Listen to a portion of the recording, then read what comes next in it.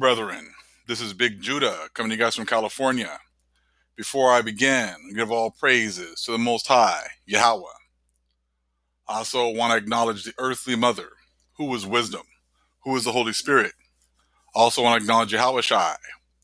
I pray that the Most High blesses this lesson today and gives us more understanding of the events of the past, so that then we can understand the events that are currently taking place, and then have a better understanding of the things that are soon to come on the earth. We're going to get into a pretty deep lesson today, and it's going to be kind of important that you've paid attention to the last few videos, such as the ones since we've gotten into the Florentine Codex. We were discussing the different the videos about the different omens that our people saw, because these are now all starting to come together and complete the puzzle. Okay, so remembering the omens. If you haven't seen that video, I would suggest going back, talking about the omens, and then also discussing the types of gods or demons that we were worshiping before as well, which will then go into the fact that the Christians and Catholics admitted that they were used by the Most High to punish us because of the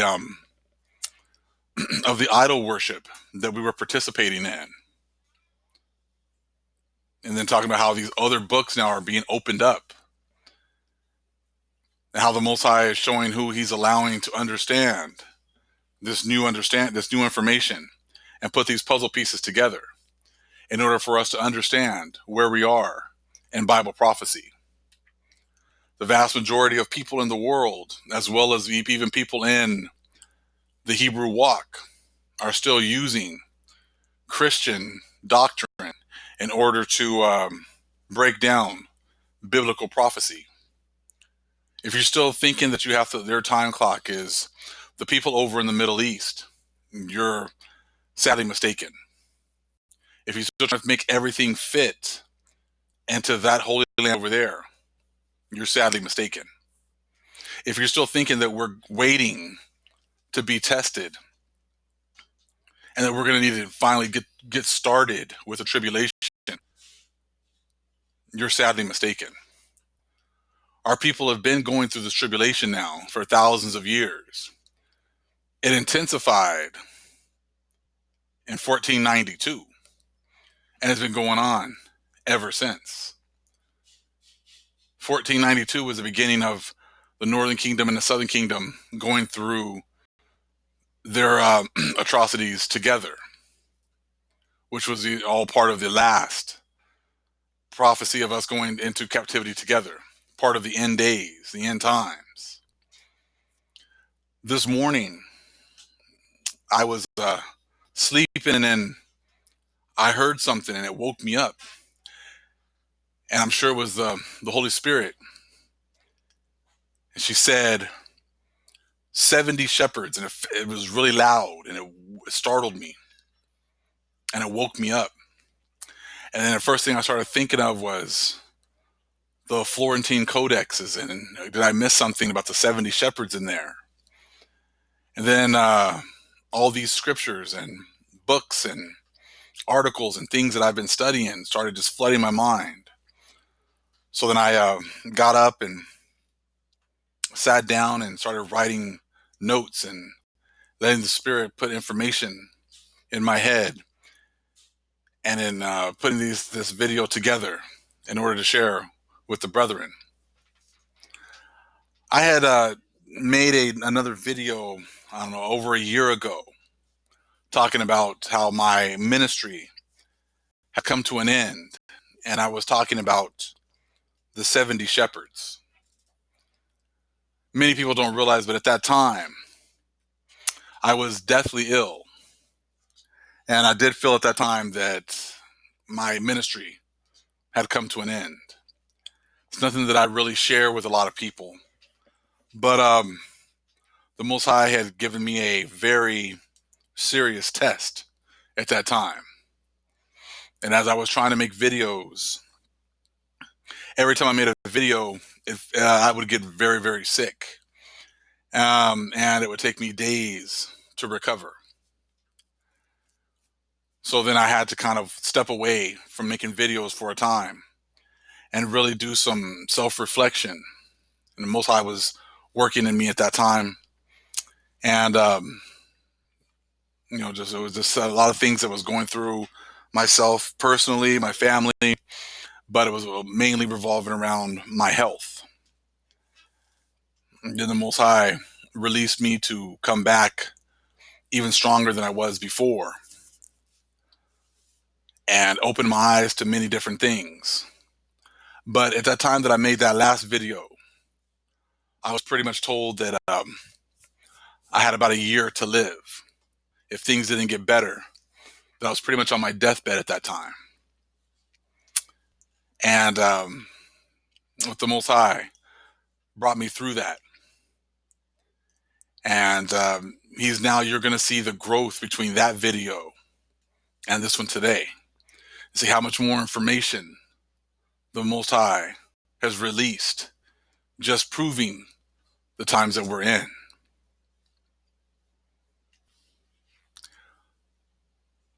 Let's hit this now with the 70 shepherds in the Americas.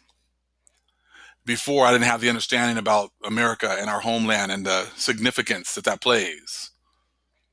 But this now 70 shepherds, I would say like 2.0 that we're going to be getting into today, in the book of Enoch, is going to go in way deeper than the first video.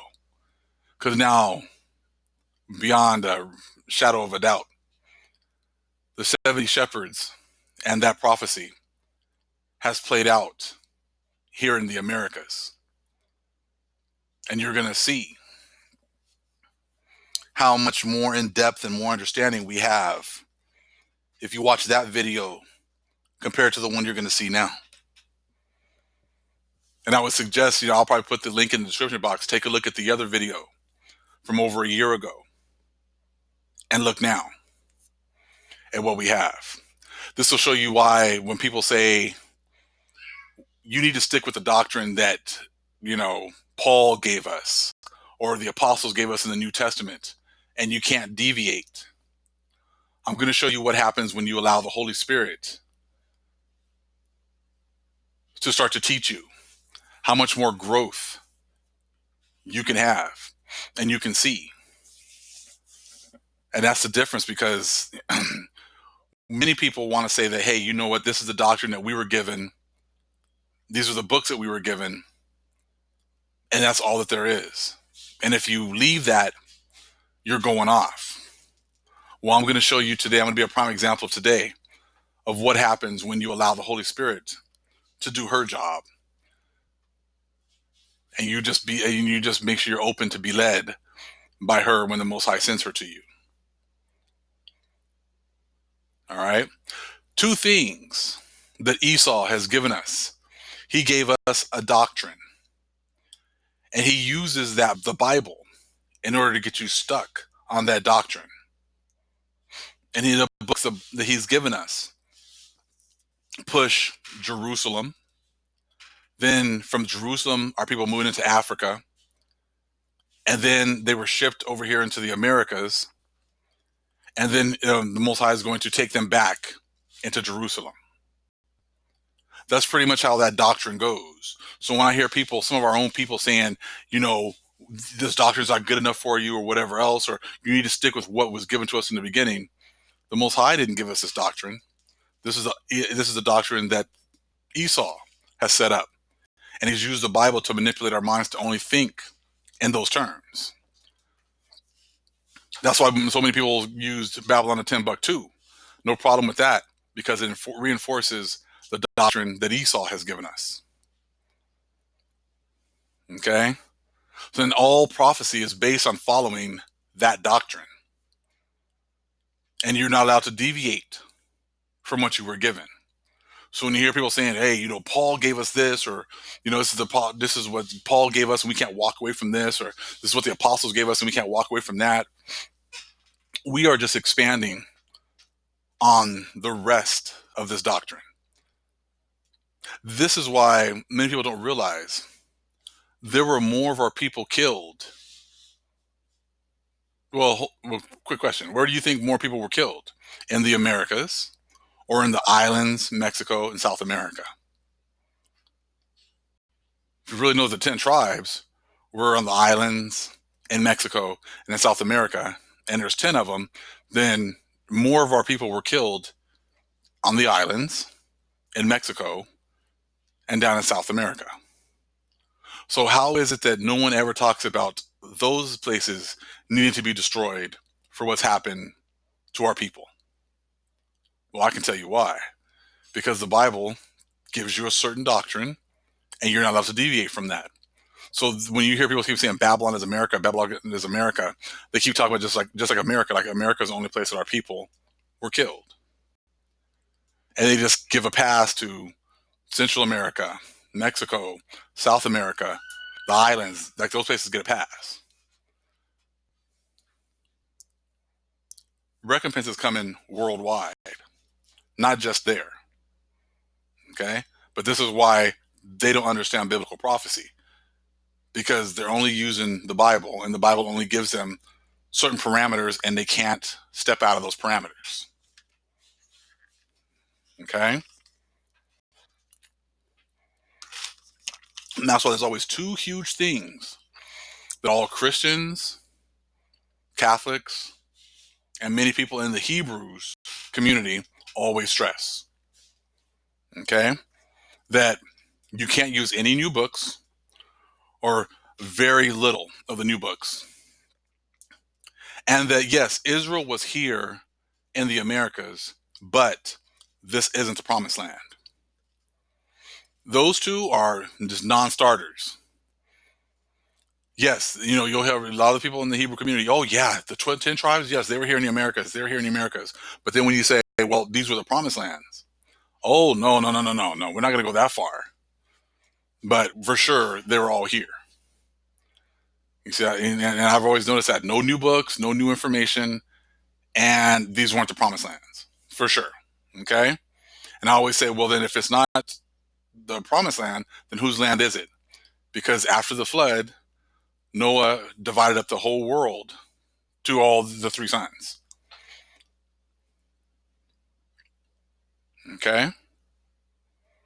And that's why, the Most High wants Israel to be holy and separate. That's how you can tell where our lands are. Our lands, we were supposed to be separated from everyone else. The rest of the world was well aware of that.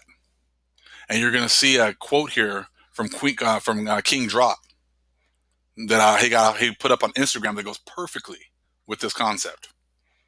But see, they wanted to set up that Israel over there. That Israel over there is surrounded by nothing but heathens and Gentiles. You really think the Most High is going to set us up in a land where we're going to be totally surrounded by people who can be horrible influences on us and have us not follow the Most High? Or would it make more sense that he would use like an ocean or some physical barrier to keep all the other nations away from us? The Gentiles already knew that we were separated. This is just something that the vast majority of the world didn't understand. Check this out right here. This is a very telling paragraph right here. Got this from 432, The Drop. The earth is placed in the central region of the cosmos, standing fast in the center, equidistant from all other parts of the sky. It is divided into three parts, one of which is called Asia, the second, Europe, the third, Africa.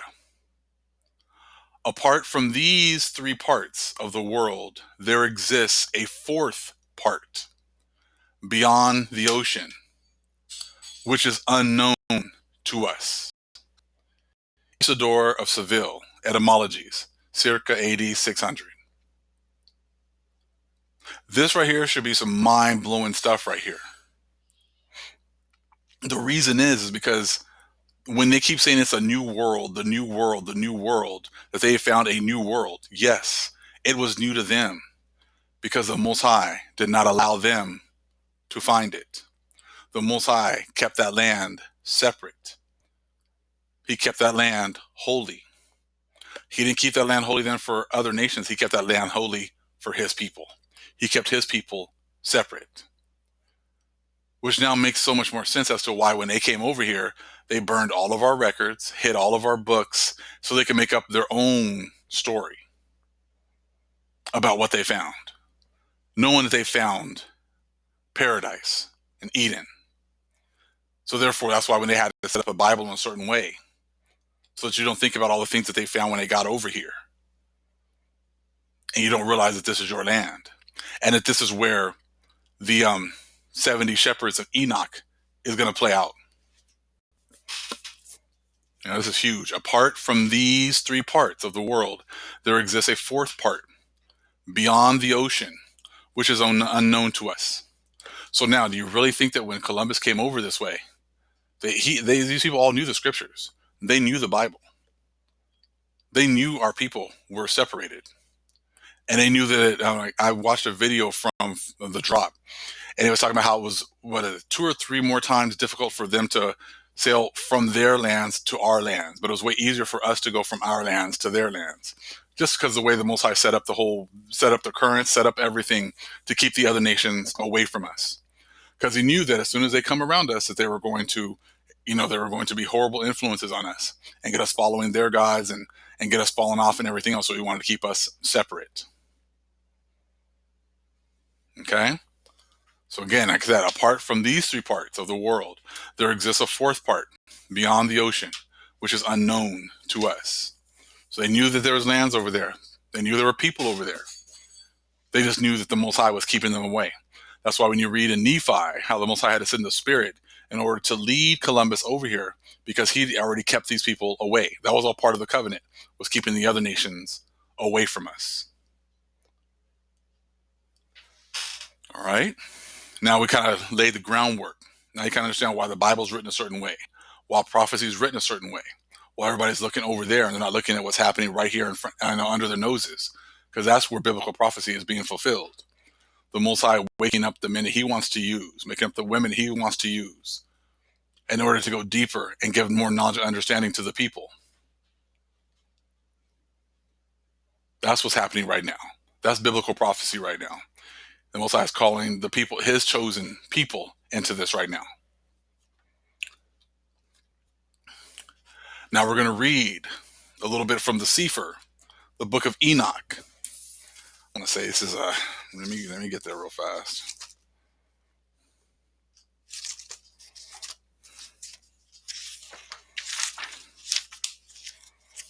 Okay, 88. This will be chapter 88. What I'm going to do is read I'm going to read pretty much all the way through the 70 shepherds. Okay. And then we'll go through some other information that goes along with this to give us a better understanding. So we're going to read the book of Enoch, chapter 88, 89 through 118. Okay. Again, I saw when some of them forsook the house of Adonai and his tower, wandering on all sides and growing blind. I saw that Yahweh of the sheep made a great slaughter among them in their pasture, until they cried out to him in consequence of that slaughter. Then he departed from the place and left them in the power of lions, tigers, wolves, and hyenas, and in the power of foxes and every beast. And the wild beasts began to tear them. I saw too that he forsook the house of their fathers and their tower, giving them all into the power of lions to tear and devour them, into the power of every beast. Then I began to cry out with all my might, imploring Yahweh of the sheep, and showing him how the sheep were devoured by all the beasts of prey. But he looked on in silence, rejoicing that they were devoured, swallowed up, and carried off, and leaving them in the power of every beast for food. So right there, as you can see, the Most High was happy that they were being destroyed. So he looked on in silence, and he was rejoicing that they were devoured. That's the kind of power that we have. He's not all love. If we mess up, he's going to use that whooping stick on us. And that's exactly what he was using right here. Go 95. Saying to them and to their associates. Well, actually, no, let's go with that. He called also 70 shepherds and resigned to them the sheep, that they might overlook them, saying to them and to their associates, every one of you henceforth overlook the sheep, and whatsoever I command you, do, and I will deliver them to you numbered. Now he's going to deliver us to them numbered. How did he deliver us to them? By bringing them over here, by sending that spirit over there to Columbus and bringing them over here to our lands. He delivered his people to him by bringing him over here and giving him power over our lands and over us. That's how he delivered us, all right, to the Gentiles. Okay, so, and he delivered the sheep to them. Then he called to another and said, understand and watch everything which the shepherds shall do to these sheep, for many more of them shall perish than I have commanded. So remember now, they're supposed to follow the rules, follow the laws the Most High set up, and only kill the ones that he says that they could kill. But that he already knew they were going to kill way more than what he commanded. All right, let's continue. Of every excess and slaughter which the shepherd shall commit, there shall be an account, as how many may have perished by my command, and how many they have destroyed of their own heads. Of all the destruction by each of the shepherds, there shall be an account, and according to the number, I will cause a recital to be made before me.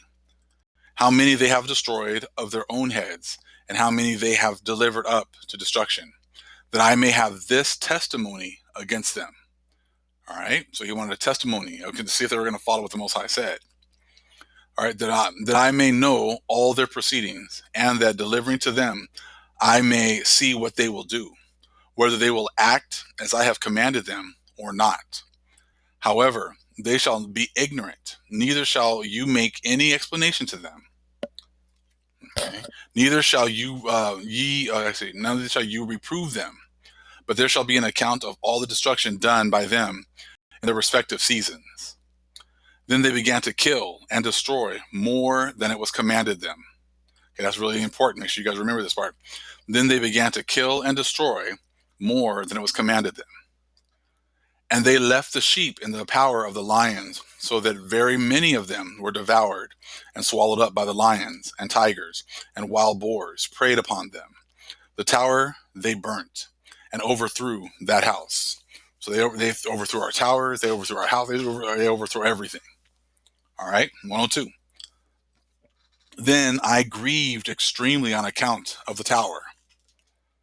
All right. And because the house of the sheep was overthrown. Neither was I afterwards able to perceive whether they again entered that house. The shepherds likewise and their associates delivered them to all the wild beasts, that they might devour them, each of them in his season, according to his number, was delivered up. Each of them, one with another, was described in a sefer or a writing. How many of them, one with another, were destroyed, right, in a sefer. Remember the word sefer is like a writing, okay? More, however, than was ordered, everyone killed and destroyed. Then I began to weep and was greatly indignant on account of the sheep. In like manner also I saw in the vision him who wrote, how he wrote down one destroyed by the shepherds every day. He ascended, remained, and exhibited each of his sephirim to Yahweh of the sheep, and all which they had done, and all which each of them had made away with, and all which they had delivered up to destruction. He took the sefer up in his hands, read it, sealed it, and deposited it. After this I saw shepherds overlooking for 12 hours. And behold, 3 of the sheep departed, arrived, went in, and began building all which was fallen down of that house. But the wild boars hindered them, although they prevailed not. Again they began to build as before, and raised up that tower, which was called a lofty tower. And again they began to place before the tower a table, with every impure and unclean kind of bread upon it. Moreover also all the sheep were blind, and could not see, as were the shepherds likewise. So the sheep were blind trying to get out of this, and so were the shepherds. They were blind too. Okay? Thus were they delivered up to the shepherds for a great destruction, who trod them under foot and devoured them. Yet was their Adonai silent, until all the sheep in the field were destroyed. The shepherds and the sheep were all mixed together, but they did not save them from the powers of the beasts. Then he who wrote the Sefer ascended, exhibited, and read it at the residence of Yahweh of the sheep. He petitioned him for them and prayed, pointed out every act of the shepherds, and testifying before him against them all. Then taking the Sefer, he deposited it with him and departed. That was the last part right there.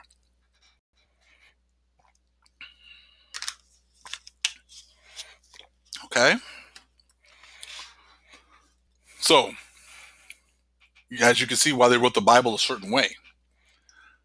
These people are always trying to hide their actions. The vast majority of the death and destruction of our people happened in the islands, in Mexico, Central America, and South America. Our people were just slaughtered down there.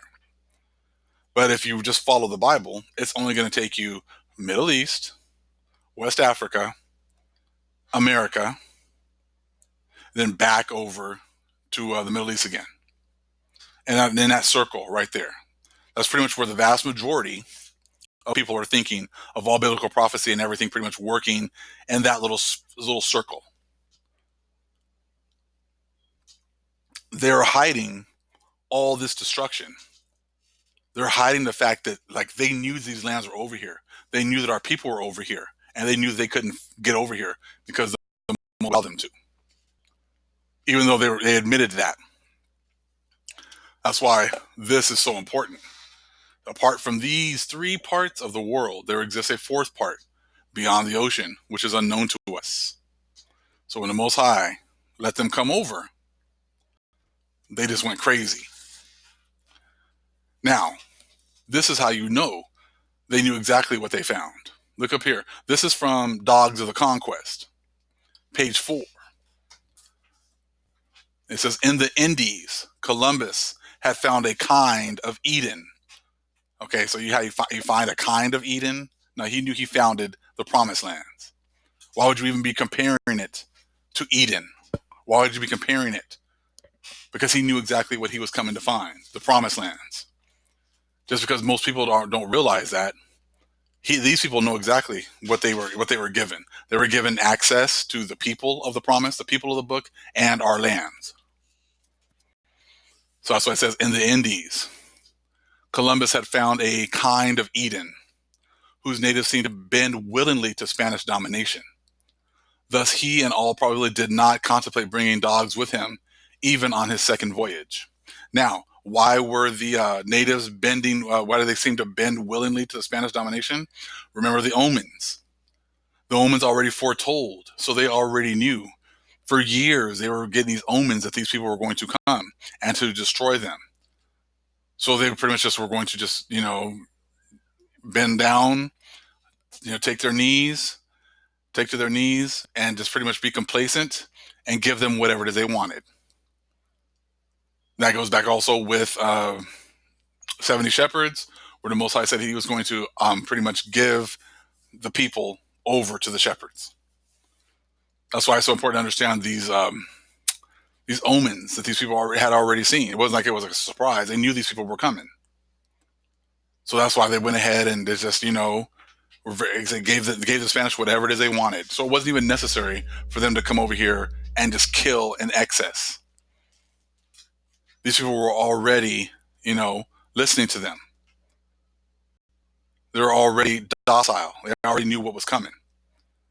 But see, this is what happened right here. Now look at the person who's setting up this second voyage, because the supplies and equipment of the fleet, however, were left by the sovereigns to the discretion of their personal chaplain, the shrewd Archdeacon of Seville, Juan Rodriguez de Fonseca. This prelate's perception of the true purpose of the venture and his knowledge of the Spanish character made him keenly aware that the Renaissance crusaders would find dogs indispensable in a pagan world. Now, see, the true nature was to go over there and rape, rob, murder, and plunder, steal lands and everything else. They knew that they had found the Most High's chosen lands. They knew that we had messed up and the Most High was going to give them domination over us. They weren't trying to make us Christians. That wasn't the main thing. The main thing was to take spoils from our lands. And he set up the boat, and he armed it with everything they going to need in order to do that. Now we're back into that 70 shepherds and killing way more than they needed to. You see that? Right here. But they're trying to hide all this information. That's why you don't read these books. It says, let me continue reading. The monarch specified a kind of loving treatment of the Indians on Columbus's second voyage and their speedy conversion to Christianity. It seemed like a lot of times the monarchs were making all these laws, but nobody was ever listening to them. Let's continue. At the same time, however, they stressed the settlement of the land, the organization of trade centers, and a careful garnering of material resources. Fonseca was aware of that. To carry out the second capitulation successfully, some compromise had to be made between desire for material gain and evangelical piety. Such profits as the crown expected, he knew, would have to be obtained eventually by means of enforced labor and human bondage. He surmised that though the Indians might be as pacific as Columbus had described them, they would not adjust to manual labor without coercion. In consequence, he made certain that when Columbus's splendid fleet sailed in September 1493, it was adequately equipped with men, arms, and a pack of 20 purebred mastiffs and greyhounds. These dogs and the others that followed, let me get that real fast in the book.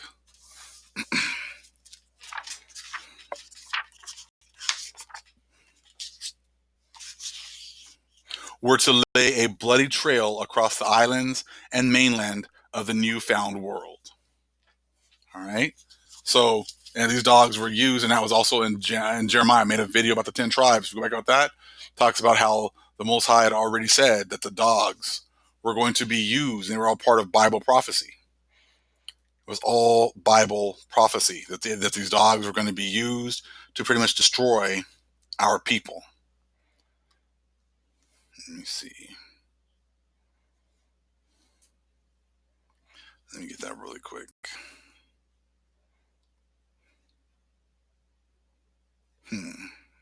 Yes, Jeremiah 15:3.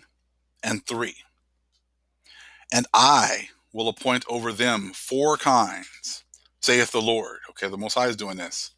The sword to slay, and the dogs to tear, and the fowls of the heaven, and the beasts of the earth to devour and destroy. Biblical prophecy being played out right here. But they're trying to hide all that biblical prophecy. Not only just in the Bible from Jeremiah 15:3, but also the 70 shepherds. Remember now, Most High gave us to these shepherds. And we were already willing to, listen to whatever they wanted, give them everything they wanted. That's what they already had said. That's what already happened in Columbus's first trip. They could have had everything. It was not necessary for them to kill us and do the things that they did. They went way overboard. But that's what was prophesied to happen in the 70 shepherds. And why do you think that they would actually have the personal chaplain, the archdeacon of Seville, be the one that sets up the ship? The one that sets up all the supplies the ship was going to need. Because these people already knew who was over here. And they knew that the Most High was going to give us to them. They had all of our records. They have Enoch. They knew what was going to happen. So when they realized that, okay, when Most High says he's taking us over there, we found it. Yes, we found it. Most High has allowed us to, their God has allowed, he must be angry with them. He's allowed us to go over there to their lands. He's giving them into our hands. So now we're going to take their labor. We're going to take their natural resources. We're going to take everything from them. Why would you leave a chaplain in that position to get the ships ready? Wouldn't you leave like a military man? But no, they knew exactly what they had found, and they knew exactly where they were going and what they were going to do. 70 shepherds playing out to the T. Told you right here in the Americas. Next, this is from American Holocaust, talking about how they just went way overboard, just like it says they were going to do in the 70 shepherds. I'm going to go right there where it is highlighted. The soldiers are killing all the yamas. They want for no greater need than to make tallow candles. The Indians are left with nothing to plant, and since they have no cattle and can never obtain any, they cannot fail to die of hunger. Believing that El Dorados existed in the Amazon, the conquistadors drove thousands of natives before them in their desperate searches for gold, mines in the jungles. Some 200 or 300 Spaniards go on these expeditions, wrote Domingo de Santo Tomas. But they take 2,000 or 3,000 Indians to serve them and carry their food and fodder. Few or no Indians survive because of lack of food, the immense hardships of the long journeys through wastelands, and from the loads themselves. Okay. Added Diego de Almagro, in an account that was typical of countless others. Hernando Pizarro would take Indians in chains to carry what the conquistadors had pillaged. When the Indians grew exhausted, they cut off their heads without untying them from the chains, leaving the roads full of dead bodies with the utmost cruelty. Entire towns and provinces were wiped out by these and similar practices. See, this is just the cruelty, just the destruction for no reason. But that's what the Most High said. Let them do what they're going to do, and I'm going to keep an account. And that's why all this information, when you read the Bible, doesn't get into this. That's why you hear people, oh yeah, we knew the 10 tribes were over here, but we don't know how they fit into biblical prophecy, how the things that happened to them fit into not only biblical prophecy, but also the book of Enoch's prophecies. Let me continue. Okay, next page. Those who do survive the Spanish gifts of plague and famine and massacre, and who were not forced-marched into jungles as the conquistadors enslaved beasts of burden, were subject to being herded together and driven from their highland residences in the Andes to coca plantations on the sweltering peripheries of low-lying tropical rainforests.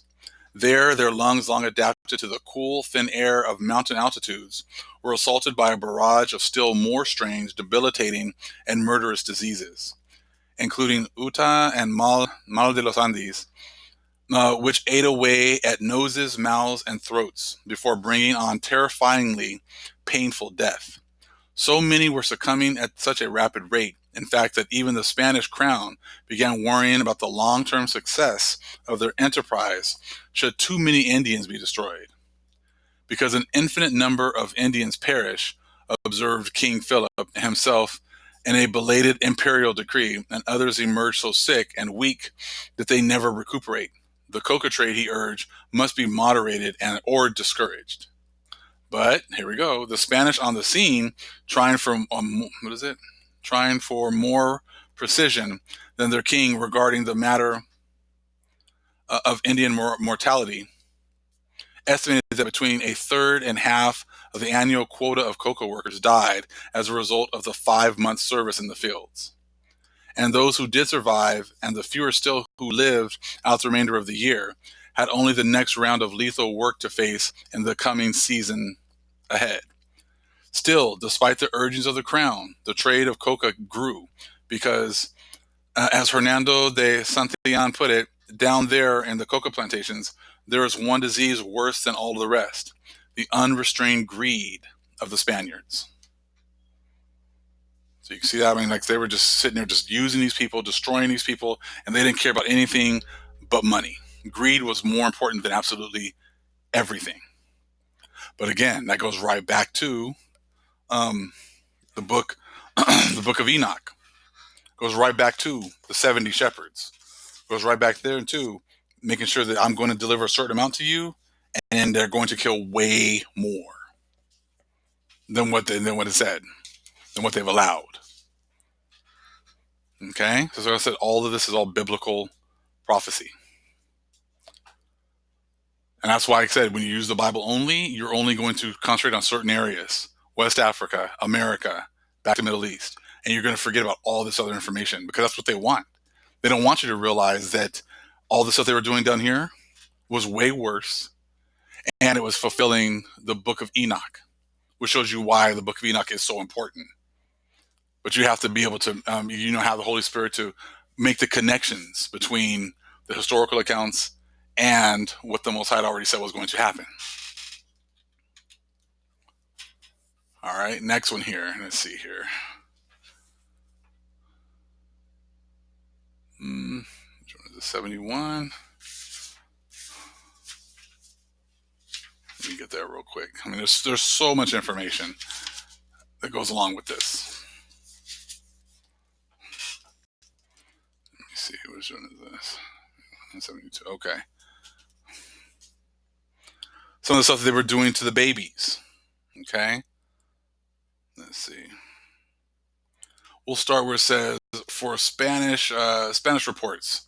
Spanish reports of their own murderous sadism during this time are legion. For a lark, they tore babies from their mother's breast. Remember now, they can only kill the ones the Most High says, but for fun, they would tear babies. They tore babies from their mother's breasts by their feet and dashed their heads against the rocks. The bodies of the other infants, they spitted together with their mothers and all who were before them on their swords. On one famous occasion in Cuba, a troop of 100 or more Spaniards stopped by the banks of a river and sharpened their swords on the whetstones and its beds. Eager to compare the sharpness of their blades, reported an eyewitness to the events. They drew their weapons and began to rip open the bellies to cut and kill those lambs. Remember now, sheep. Remember, put the sheep in their hands, and they're over here comparing them to lambs. They go right verse 2 Esdras 15.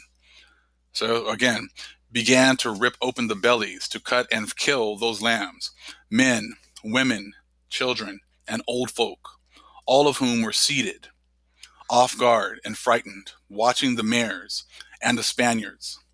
And within 2 credos, not a man of all of them there remains alive. The Spaniards entered the large house nearby, for this was happening at its door, and in the same way, with cuts and stabs, began to kill as many as they found there, so that a stream of blood was running, as if a great number of cows had perished. To see the wounds which covered the bodies of the dead and dying was a spectacle of horror and dread.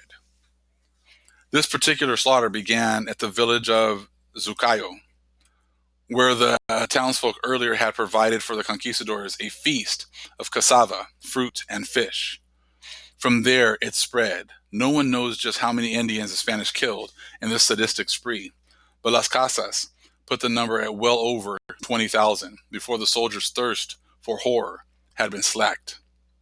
Another report, this one by a group of concerned Dominican friars, concentrated on the way the Spanish soldiers treated native infants. Here's your Baruch 4, okay? Some Christians encounter an Indian woman who was carrying in her arms a child at suck. And since the dog they had with them was hungry, they tore the child from the mother's arms and flung it, still alive, to the dog, who proceeded to devour it before the mother's eyes. When there were among the prisoners some women who had recently given birth, if the newborn babies happened to cry, they seized them by the legs and hurled them against the rocks or flung them into the jungle, so that they would be certain to die there. Remember now, just killing just to kill. This is biblical prophecy. This is prophecy of the book of Enoch. This is prophecy of the 70 shepherds playing out. Okay? The Spaniards, it says, or Las Casas again, in another incident he witnessed. The Spaniards found pleasure and inventing all kinds of odd cruelties. The more cruel, the better, with which to spill human blood. They built a long gibbet, low enough for the toes to touch the ground and prevent strangling, and hanged 13 natives at a time in honor of Christ our Savior and the 12 apostles. When the Indians were thus still alive and hanging, the Spaniards tested their strength and their blades against them, ripping chests open with one blow and exposing entrails. And there were those who did worse. Then straw was wrapped around their torn bodies, and they were burned alive. One man caught 2 children, about 2 years old, pierced their throats with a dagger, then hurled them down a precipice. And it just keeps going and going and going and going. Some people want to make it seem like, this stuff was just, they were just exaggerating all the things that was going on. This was no exaggeration. If it was an exaggeration, then why hide all this information? That's what the Most High said was going to happen. They call this an exaggeration. They call it the Black Legend. A Black Legend is a term indicating an unfavorable image of Spain, accused Spanish of cruelty and intolerance, primarily associated with criticism of 16th century Spain and anti-Protestant policies of King Philip. If this stuff wasn't happening, well, this is exactly what happened, because the Most High said it was going to happen thousands of years before. This is what we miss when we only stick with the Bible. This is what we miss when we don't look at other books. This is what we miss when we don't look at the Book of Mormon, which talks about how our people came over here to the promised lands. This is what we miss when we don't look at things like King Drop puts out about how there was 3 lands that they knew about. The 4th one was over the ocean they didn't know about. This is why all the puzzle pieces have to come together. This is why you cannot use just one book and try to explain absolutely everything. Let me continue reading a little bit more there in the middle where it says, if some of this has a sickeningly similar ring to readers who recall the massacres at My Lai and Sang Mai and other Vietnamese villages in the not too distant past, the familiarity is reinforced by the term the Spanish used to describe their campaign of terror, pacification. But as horrific as the bloodbaths were in Vietnam, in sheer magnitude, they were as nothing compared with what happened on the single island of Hispaniola 500 years ago. The island's population of about 8 million people at the time of Columbus's arrival in 1492 already had declined by a third to a half before the year 1496 was out. And after 1496, the death rate, if anything, accelerated. Like I said, this is all just one island, but this all fits exactly with Enoch. And see, when they're trying to hide biblical prophecy, people are still waiting for stuff to happen over in the Middle East. This stuff has already happened. And the Most High has been keeping track. And now it's time for people to pay. But no one's looking at any of this information. The vast majority of the people are looking in the Middle East. The vast majority of our people, even in the Hebrew community, still don't realize a lot of this information.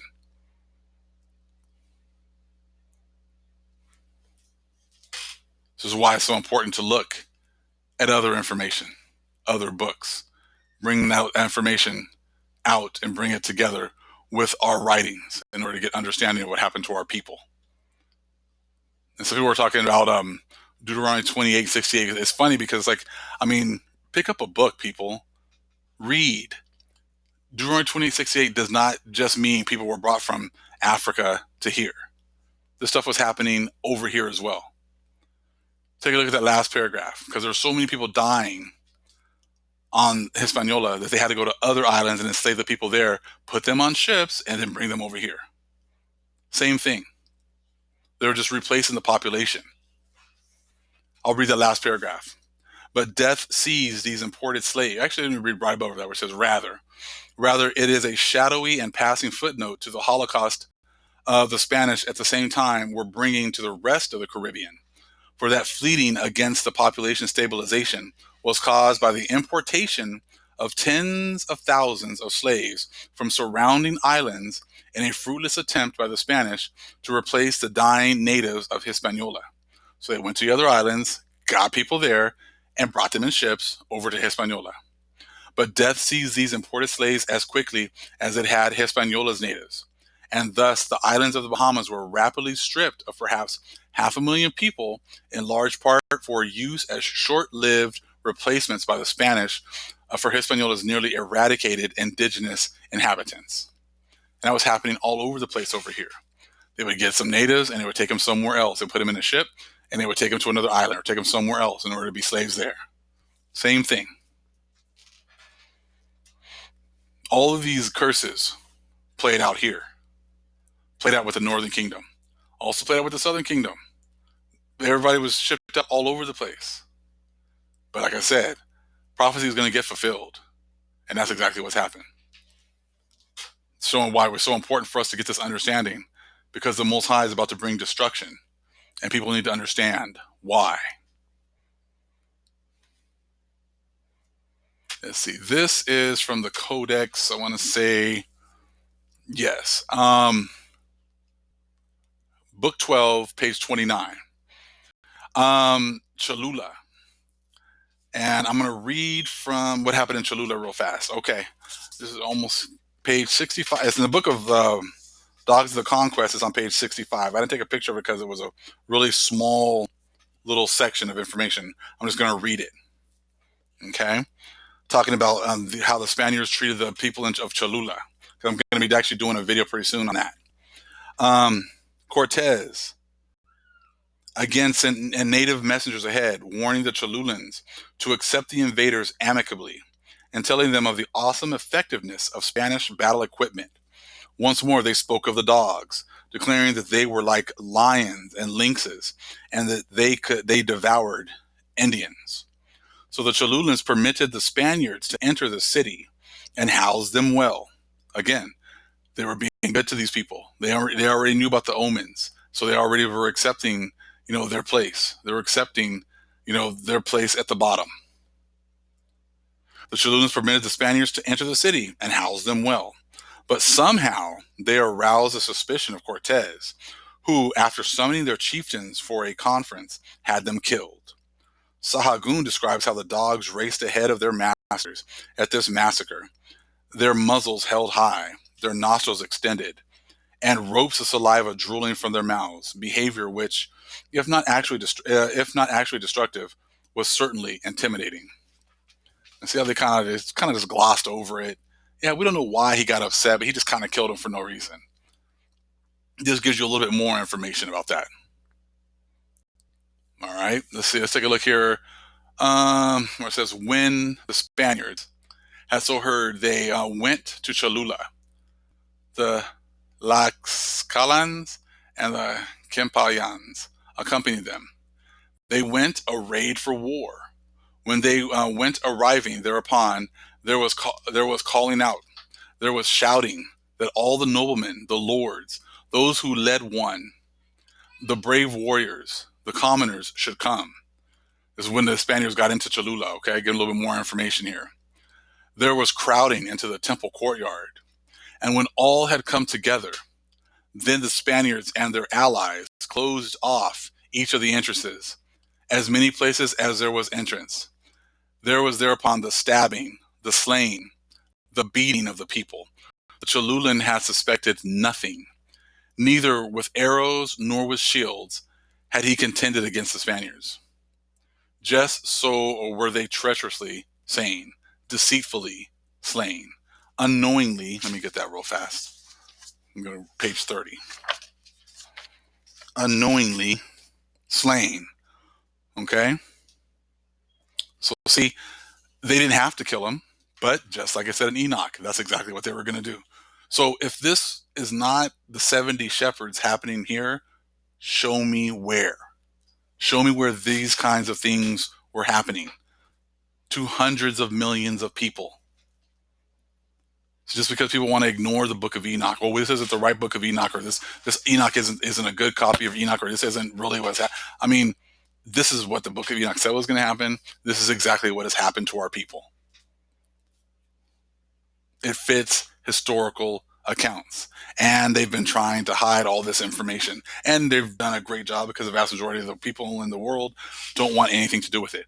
Or if it's the Christians or the Catholic, they're trying to break it down through their lenses. They're trying to break it down through a God loves everybody point of view, and not looking at the things that our people have suffered through.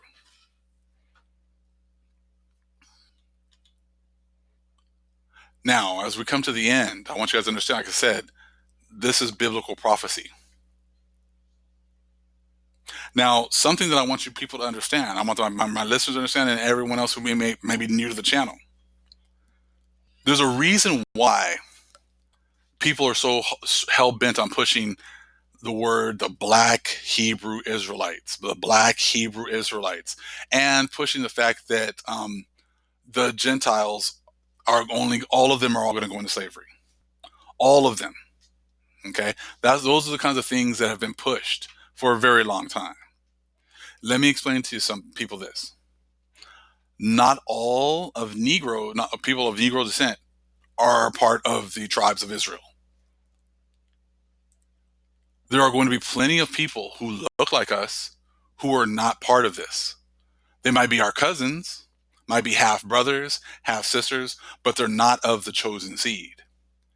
Abraham had at least 10 sons with his first wife, with his second wife, and with his concubines. So these kids are all going to look alike, but they're not all part of the chosen line, okay, of Isaac. Right? They're not all part of the chosen line of Isaac and Jacob and the 12 tribes. They're not all part of that. So, that being said, you can't just, and that's why when people are saying it's only Negroes, it's only black people, they do that for a reason. So that then we will accept people who aren't even our people because they might look like us, and we'll accept them hook, line, and sinker. They'll say certain things to lead us astray, and we'll just accept them because, well, all black people are our people, so therefore we're all the same. They do that on purpose to throw us off. The Most High also said that the other nations, there are going to be many people who are going to cleave to us. So, if the Most High in Isaiah 14 and 1 and 2 says there's going to be a lot of the other Gentiles who are going to cleave to us, then that means that there's going to be a lot of people who are of the other nations who want to help us, who our Most High is going to use to help us.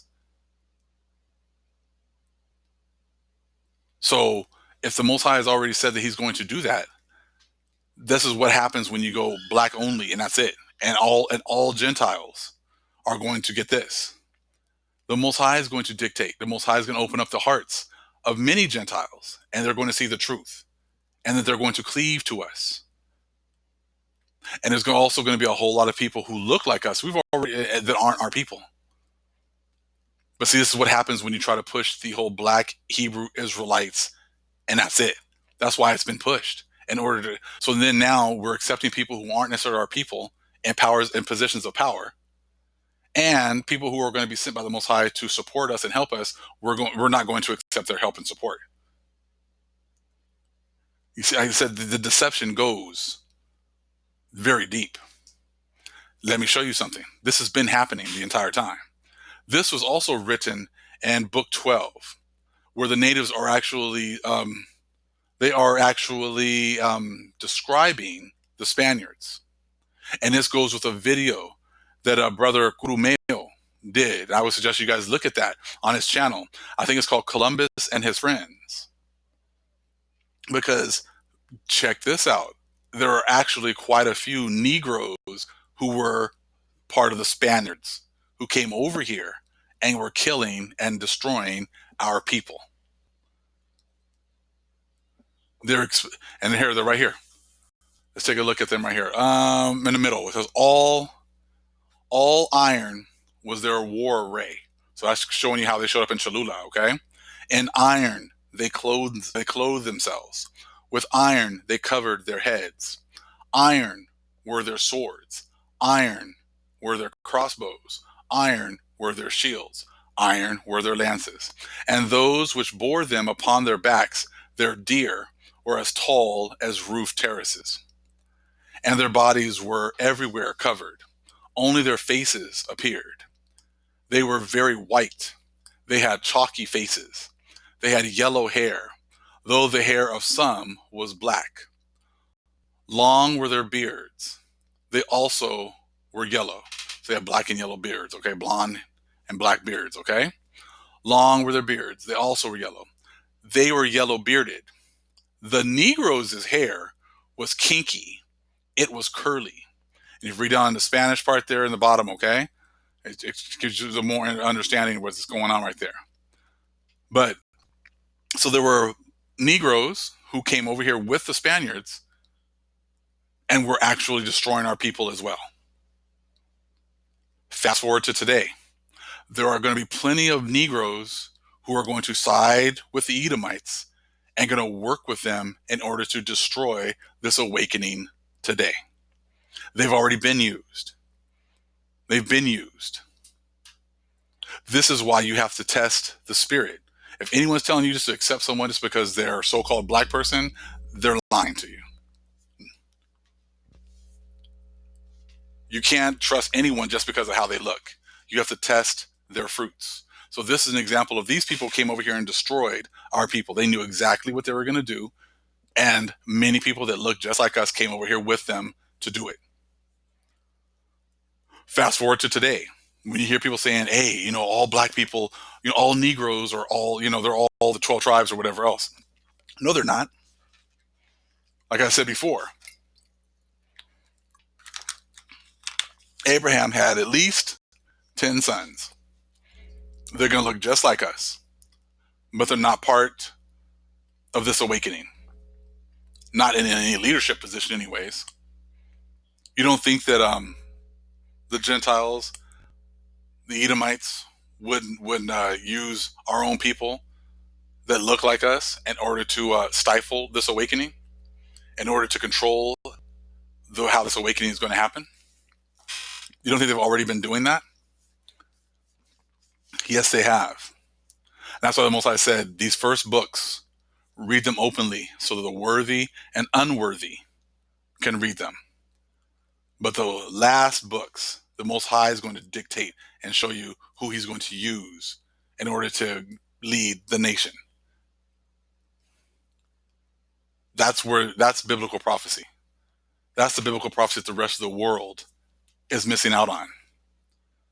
They're missing out on these other books, and they're missing out on the historical references that are going on and how they tie in with other of our prophetic writings, like out of the book of Enoch, like you're seeing right now. So Most High said he was going to deliver us into their hands. How did he do that? By sending the Spirit over there to the Gentiles on Columbus and leading them over here to our lands, which they had no idea, how to get here. They knew it existed, but they didn't know, how to get here. So when they say they were trying to find another trade route, they're lying to you. They knew exactly where they were coming. Because once they found it, they didn't use a military person to outfit their ships. They used the priests, because the priests already knew the prophecies. They already knew that the Most High was going to be upset with us and that they was going to use them to destroy us. And that's why it goes back to that other video where it says that the Most High knew that we were committing idolatry, and that he used the Christians as their vassals to come over here and destroy us. And they admitted it. And that's in that video that I actually have highlighted. So if you haven't seen that video, I was just going back and looking at that. So if you start watching these last few videos, you should start to see how these puzzle pieces are now coming into focus. And you should also see how the Most High is strengthening people or brothers who are in this, who have been awakened into this information, the ones that he's chosen. You should see how Brother Ayul's videos are getting stronger. You see how Brother Karimio's videos are getting stronger. Myself, brothers like King Drop, other people, UB News. You start to see how all these, the Most High is is now strengthening the people that he has sent. And other brothers who aren't, in this, and the Most High has not chosen them to, get into the other books, they're weakening, because that's biblical prophecy. As we get stronger, the other people who are not called into this, who are not growing, who are not using this information, are going to get weaker. People who are going to just ignore all these facts, they're going to get weaker, because the Most High has chosen the ones that he wants to use, and he's going to strengthen them.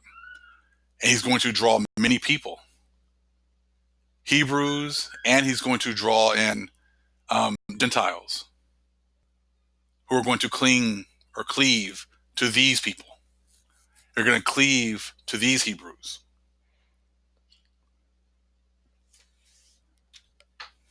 I guarantee you, we're going to get stronger, because the Most High said so. And if you now haven't been able to look at biblical prophecy and these other books, you start looking at the prophecies, you can see easily that what the Most High says is going to happen, that's exactly what is going to happen. If the Most High says this is going to happen, you can book it. You can put all your money down on that. If you're going to make a bet on it, I'd put it 1,000%. Whatever the Most High says is going to happen is exactly what's going to happen. If he says it's going to be other books and deeper understanding, trust me, that's what's going to happen. If he says, as you guys get stronger with this new understanding and the other people are going to get weaker, book it. It's going to happen. People can already see it. You can feel it. This is biblical prophecy being fulfilled. All praises to the Most High, Yahweh. Acknowledgement to the earthly mother, who is wisdom, who is the Holy Spirit. Acknowledgement to Yahweh Shai. Shalom, family.